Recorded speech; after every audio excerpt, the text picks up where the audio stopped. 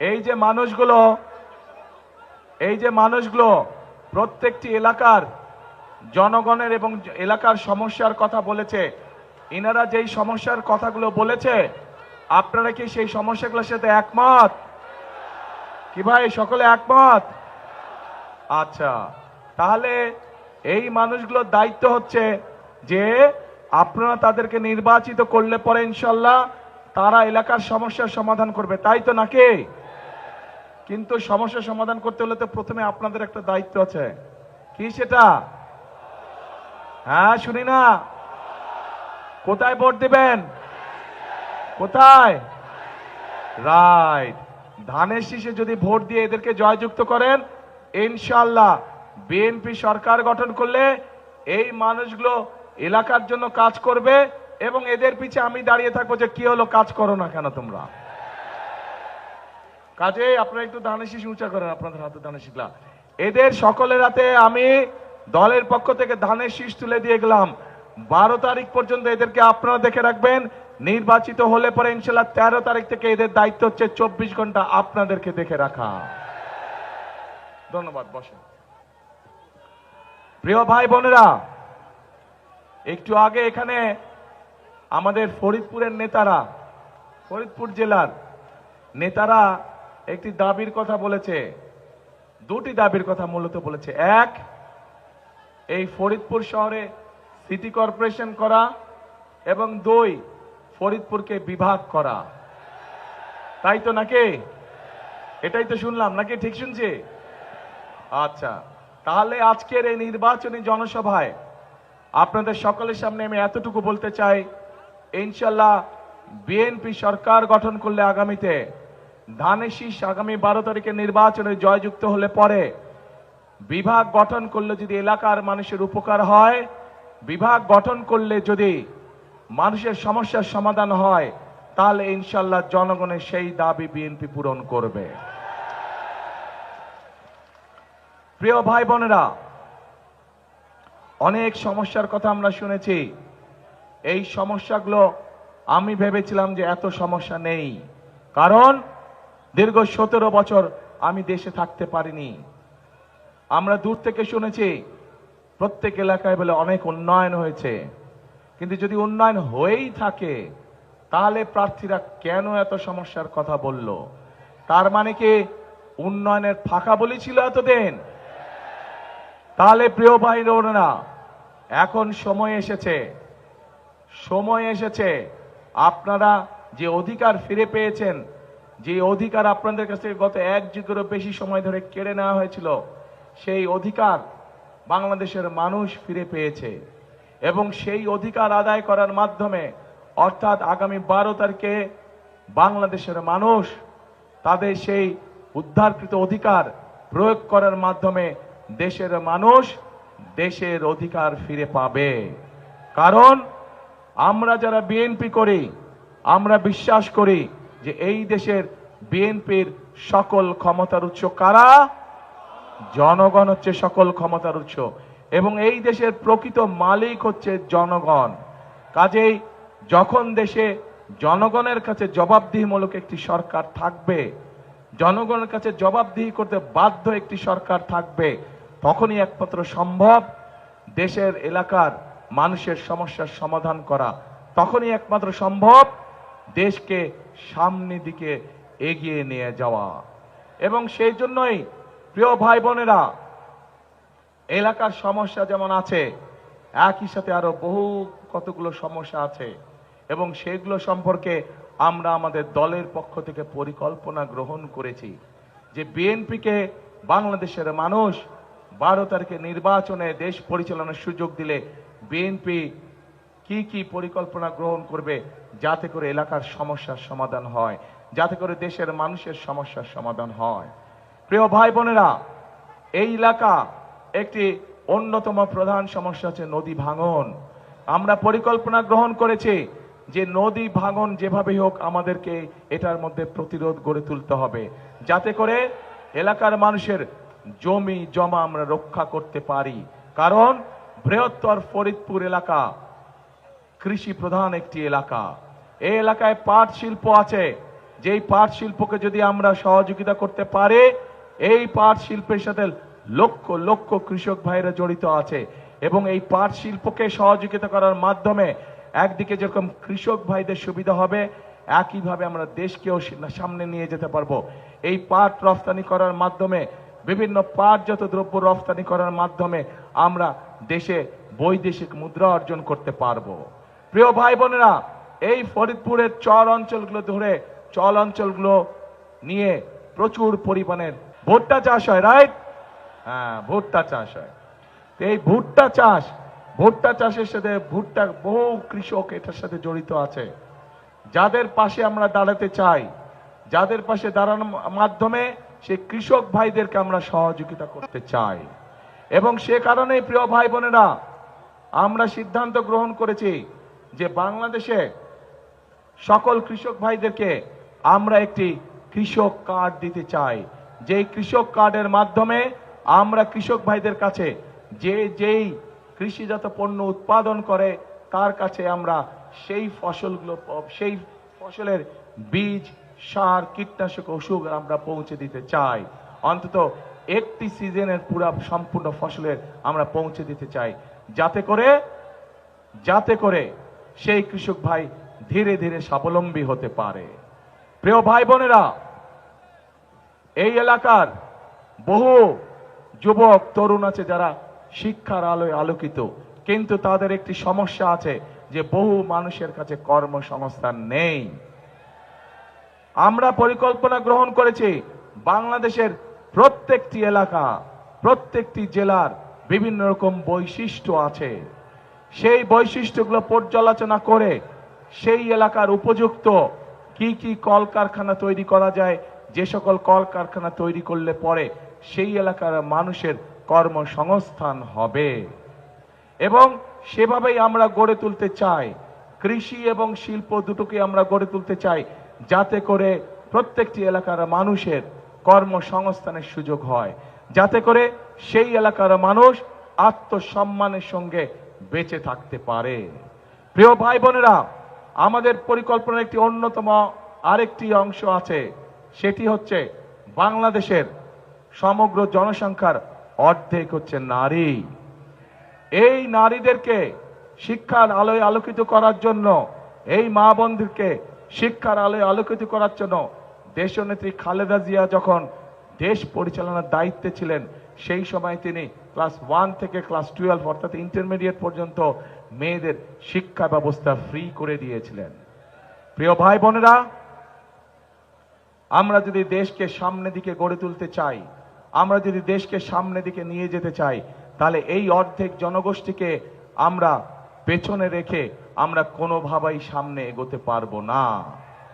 কাজেই এই নারী গোষ্ঠীকে আমরা অর্থনৈতিকভাবে স্বাবলম্বী করে গড়ে তুলতে চাই, এবং সে কারণেই প্রত্যেকটি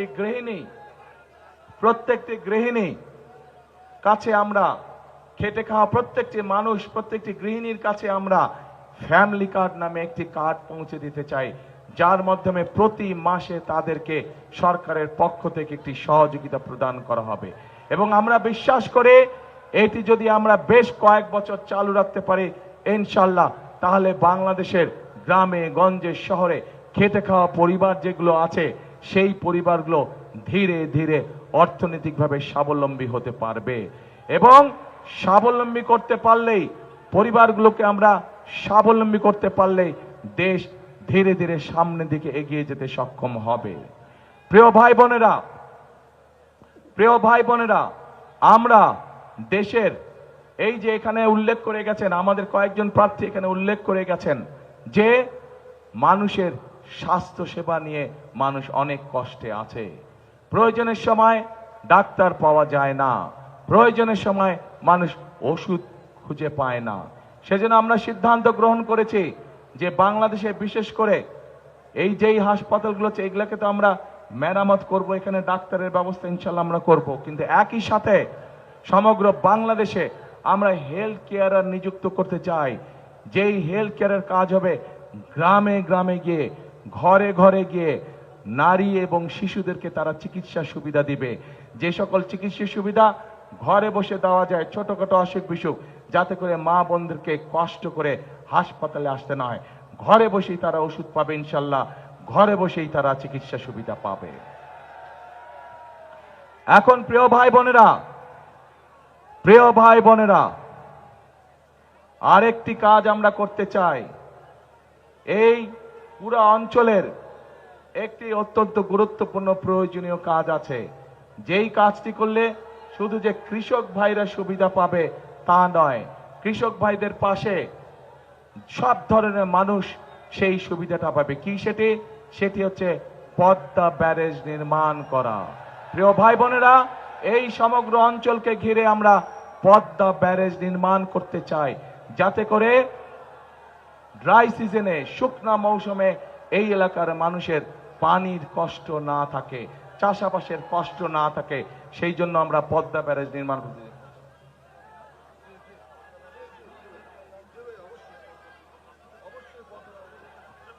এই পদ্মা ব্যারেজ নির্মাণের কাজে আমরা হাত দিতে চাই। আপনারা কি আছেন এই পরিকল্পনার সাথে? কারা আছেন দেখি হাত তুলে। পদ্মা ব্যারেজ নির্মাণে কারা আছেন? হ্যাঁ, আপনাদের সমর্থন ছাড়া কিন্তু আমরা পারবো না। অর্থাৎ জনগণের সমর্থন ছাড়া সম্ভব নয় কোনো বড় কাজ করা। জনগণের যদি সমর্থন থাকে, ইনশাল্লাহ বিএনপি যে কোনো বড় কাজ করতে সক্ষম হবে। এখন প্রিয় ভাই বোনেরা, এই যে আপনাদের সামনে আমাদের দলের পরিকল্পনাগুলো যে তুলে ধরলাম, আপনারা কি মনে করেন এই পরিকল্পনাগুলো যদি কম বেশি আল্লাহর রহমতে আমরা বাস্তবায়ন করতে পারি, তাহলে দেশের মানুষের ভাগ্যের পরিবর্তন হবে? আপনারা কি মনে করেন যে এই পরিকল্পনার কথা বললাম, কে মনে করেন দেশের মানুষের ভাগ্যের পরিবর্তন হবে? ইনশাআল্লাহ। কিন্তু প্রিয় ভাই বোনেরা, এই পরিকল্পনাগুলো তো হলো বিএনপির পরিকল্পনা। বিএনপি ইনশাআল্লাহ জনগণের রায় পেলে এগুলোকে বিএনপি বাস্তবায়ন করবে। কিন্তু জনগণের পক্ষ থেকে তো একটি পরিকল্পনা থাকতে হবে। জনগণের সেই পরিকল্পনাটা কি আপনাদের কাছে একটু আমি জানতে চাই। জনগণের পরিকল্পনা কি? 12 তারিখে কোনো পরিকল্পনা আছে জনগণের? কি পরিকল্পনা জনগণের 12 তারিখে? হ্যাঁ, রাইট, ধানের শীষে ভোট দিতে হবে। ধানের শীষ যদি নির্বাচিত হয়, ইনশাআল্লাহ পর্যায়ক্রমিক ভাবে যেই প্রতিশ্রুতিগুলো, আপনাদের যেই দাবিগুলো আপনারা উপস্থাপন করেছেন, আপনাদের সরকার, বিএনপি সরকার ইনশাআল্লাহ সেগুলো বাস্তবায়নের কাজে হাত দিতে পারবে। এখন প্রিয় ভাই বোনেরা, এই যে মঞ্চ, এই মঞ্চের পাশে ছোট্ট একটি মঞ্চের মতন আছে, সেখানে কিছু মানুষ বসে আছে। একটু দূরে আরেকটি মঞ্চ আছে, সেখানে লেখা আছে মুক্তিযোদ্ধারা। আর তার সামনে এখানে যে মঞ্চ আছে, মঞ্চের পাশে কিছু মানুষ চেয়ারে বসে আছেন। এই মানুষগুলো কারা জানেন? এই মানুষগুলো হচ্ছে সেই মানুষগুলো, ওখানে মুক্তিযোদ্ধারা আছেন, এ পাশে কতগুলো মানুষ বসে আছে। তারা বিগত 15 বছর 16 বছর বিভিন্ন সময় তাদের আপনজন কাউকে না কাউকে তারা হারিয়েছেন। সেই জুলাই আগস্ট আন্দোলনে এবং তার আগে গত 1 যুগ ধরে যখন সেই স্বৈরাচার যারা 5 তারিখে পালিয়ে গেছে, তারা যখন বাংলাদেশের মানুষের ঘাড়ে বসেছিল, সেই সময় এই মানুষগুলো তাদের আপনজনদেরকে হারিয়েছে। প্রিয় ভাই বোনেরা, 1971 সালে মুক্তিযোদ্ধারা জীবন বাজি রেখে দেশকে স্বাধীন করেছিলেন। ঠিক একইভাবে বিগত 1 বছর সহ বিভিন্ন সময় এই যে স্বজনেরা, মানুষগুলো, তাদের স্বজনেরা যারা গুম হয়ে গিয়েছে, যারা খুন হয়ে গিয়েছে, যারা অত্যাচার নির্যাতনের শিকার হয়েছে, এই মানুষগুলো আপনাদের যে ভোটের অধিকার, যে পরিকল্পনা আপনারা 12 তারিখে বাস্তবায়ন করতে চান, সেই অধিকার যাতে আপনারা ফিরে পান, তার জন্য তারা রাজপথে থেকে জীবন বাজি রেখে যুদ্ধ করেছে এবং গুম খুনের শিকার হয়েছে, নির্যাতনের শিকার হয়েছে। প্রিয় ভাই বোনেরা, 71 সালে মুক্তিযোদ্ধারা দেশ স্বাধীন করেছেন। 2024 সালের 5ই আগস্ট আমাদের ছাত্র জনরা রাজপথে আন্দোলনের সফল করার মাধ্যমে, স্বৈরাচারকে বিদায় করার মাধ্যমে সেই স্বাধীনতাকে তারা রক্ষা করেছে। এখন প্রিয় ভাই বোনেরা, এই যে মানুষের ভোটের অধিকার, এই যে মানুষের কথা বলার অধিকার যেটি আমরা ফিরে পেয়েছি, এটিকে কিন্তু ধরে রাখতে হবে। কারণ এইখানে প্রার্থীরা যে সকল জনগণের পক্ষ থেকে যে সকল কথা বলেছেন, জনগণের ভাগ্য পরিবর্তনের জন্য, এলাকার উন্নয়নের জন্য, এগুলোকে যদি বাস্তবায়ন করতে হবে, তাহলে একটু আগে যেটা বলেছি, আপনাদের সমর্থন ছাড়া কিন্তু আমরা পারবো না। আপনাদের সমর্থন থাকলে ইনশাল্লাহ যে কোনো কাজ আমরা করতে পারবো। কিন্তু প্রিয় ভাই বোনেরা, এখানে কিন্তু একটু কিন্তু রয়ে গিয়েছে। এই যে জনগণের স্বাধীনতা, জনগণের ভোটের অধিকার, জনগণের কথা বলার অধিকার, এর বিরুদ্ধে কিন্তু আবার ষড়যন্ত্র শুরু হয়ে গিয়েছে। এবং এই ষড়যন্ত্র কারা করছে? এই ষড়যন্ত্র যারা করছে তাদেরকে জনগণ একটি নামে ডেকে থাকে। জনগণের পক্ষ থেকে তাদেরকে একটি নাম দেওয়া হচ্ছে। কি নাম জানেন? গুপ্ত। জনগণ তাদেরকে গুপ্ত নামে ডাকে। কারণ জনগণ দেখেছে যখনই সময় হয় এদিক তখন এক রূপ, আবার সময় হয় ওই দিক তখন এক রূপ। বিভিন্ন পরিস্থিতিতে বিভিন্ন সময় তারা রূপের পরিবর্তন করে।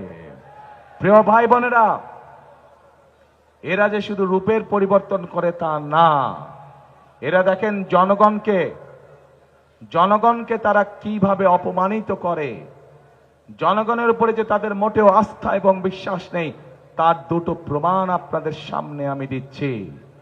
প্রিয় ভাই বোনেরা, আপনারা নিশ্চয়ই প্রত্যেকটি মানুষ উপস্থিত দেখেছেন দুদিন আগে এই যে গুপ্তের দল, তাদের যে দলীয় এক নেতা, প্রধান নেতা আছে, সে একটি অত্যন্ত আপত্তিকর কথা বলেছে বাংলাদেশের খেটে খাওয়া মা বোনদের বিরুদ্ধে। দেখেছেন আপনারা?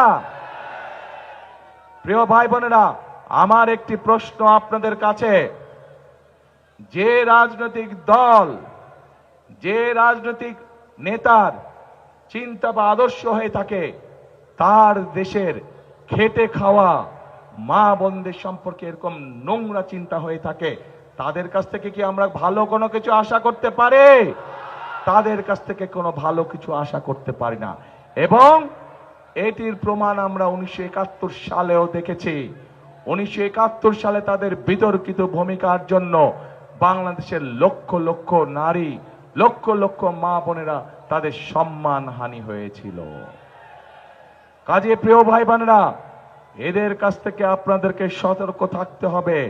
এদের ব্যাপারে জনগণকে সতর্ক রাখতে হবে। তারা মুখে বলবে একটা, কাজ করবে একটা। যাদের নিজের দেশের মানুষ সম্পর্কে মিনিমাম যারা সম্মান করতে জানে না, নিজের দেশের মা বোনদের সম্পর্কে যাদের মিনিমাম সম্মান নেই, তাদের কাছ থেকে আর যাই হোক আমরা কোনো ভালো কিছু আশা করতে পারি না। ঠিক একইভাবে প্রিয় ভাই বোনেরা, তাদের আরেক নেতা আছে। সেই নেতা তাদের দলীয় কর্মী সমাবেশে বলেছে যে 12 তারিখ পর্যন্ত তার দলের নেতা কর্মীরা জনগণের পা ধরে থাকবে, 13 তারিখ থেকে জনগণ বলে তাদের পা ধরবে। তাহলে এবার বুঝেন তাদের চিন্তা চেতনা কেমন ধরনের। অর্থাৎ জনগণকে তারা 12 তারিখ পর্যন্তই দেখে রাখবে, 13 তারিখ থেকে তারা এমন পরিস্থিতি তৈরি করতে চায় যেখানে জনগণের নাভিশ্বাস উঠে থাকবে। অর্থাৎ জনগণের প্রতি তাদের কোনো আস্থা, কোনো বিশ্বাস নাই, জনগণের শক্তিতে তারা বিশ্বাসই করে না। প্রিয় ভাই বোনেরা, আমরা বিভিন্ন পত্র পত্রিকা সহ বিভিন্ন জায়গায় বিভিন্ন খবর দেখছি। কি সেই খবর? এই গুপ্তদের বিভিন্ন লোকজন বিভিন্ন জায়গায় গিয়ে, বিশেষ করে মা বোনদের কাছে গিয়ে তারা বিকাশ নাম্বার চাইছে, তারা এনআই কার্ড চাইছে। দেখেছেন না আপনারা? দেখেছেন এই সংবাদ? ওকে, এখন কেন চাইছে? তারা বাংলাদেশের মানুষের সাথে অনৈতিক আচরণ করছে, অথচ আমরা দেখে অন্যদিকে তারা বলে সৎ মানুষের শাসন দিবে। আরে ভাই, আপনার কাজটাই তো আপনি শুরু করছেন অনৈতিক বিষয় দিয়ে। যেখানে আপনি নিজেই অনৈতিক বিষয় দিয়ে কাজ শুরু করছেন, সেখানে আপনি কি করে আশা করেন, জনগণ কি করে আশা করবে যে আপনারা সৎ মানুষের শাসন দেবেন? নিজেরাই তো অসৎ কাজ করে বেড়াচ্ছেন। প্রিয় ভাই বোনেরা, আজ তাই আসুন, বহু বছর, বহু ত্যাগ, বহু বিসর্জনের মধ্যে দিয়ে বাংলাদেশের জনগণ তাদের হারিয়ে যাওয়া অধিকার ফিরে পেয়েছে। কাজে এই অধিকারকে আমাদের যে কোনো মূল্যে ধরে রাখতে হবে। ষড়যন্ত্র চলছে, কাজেই ষড়যন্ত্র সম্পর্কে সতর্ক এবং সজাগ থাকতে হবে। আমরা যদি এই ষড়যন্ত্রকে ইনশাল্লাহ 12 তারিখে ঠেকিয়ে দিতে পারি, 13 তারিখ থেকে বাংলাদেশে জনগণের শাসন কায়েম হবে। আমরা যদি এই ষড়যন্ত্রকে ঠেকিয়ে দিতে পারি, তাহলে ইনশাল্লাহ 13 তারিখ থেকে বাংলাদেশের কাছে জবাবদিহিমূলক শাসন ব্যবস্থা প্রতিষ্ঠিত হবে। এবং প্রিয় ভাই বোনেরা, আমরা আন্দোলন করেছি অনেক, সংগ্রাম করেছি অনেক রক্তক্ষরণ হয়েছে, বহু মানুষ পঙ্গু হয়েছে। এখন সময় এসেছে, দেশ গঠনের সময় এসেছে।